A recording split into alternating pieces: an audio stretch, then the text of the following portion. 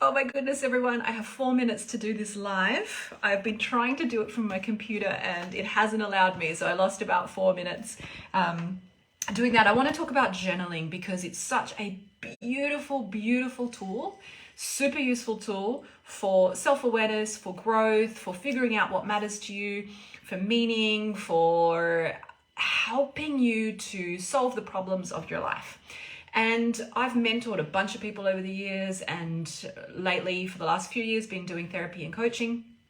And clients will come and often they don't know where to start with journaling. So for me, I was very lucky. I went to an alternative school in primary school, and I was telling my partner last night that I was trained to journal from a very young age. I'm looking this way because I'm watching the timer go down.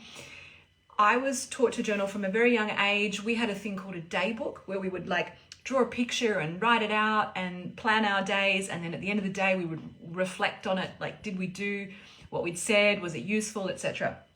Now, I couldn't find one of those, but I did manage to find, I thought we'll do a little bit of show and tell today. This is my journal from when I was, I'm gonna say 7 or 8, I think.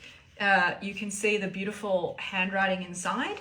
I have the lyrics of Like a Virgin and some Bananarama songs in there. I have some calculations in there. I have numbered every single page right up to the end. So I'm quite aware now that there are 189 pages in this book. Many of them were not filled out. But there's stories, and there's I hate so-and-so and I love so-and-so, and little events about what happened. I wanted to show you a second one just to juice this out a little bit as well. This one is from when I was 17. So you can see lots of things got added to it, just recording my thoughts, experiences, days. I did a lot of drawing back then, which got included. I wrote poems. So your journal can be whatever the hell you want. And this is the point. This is your space.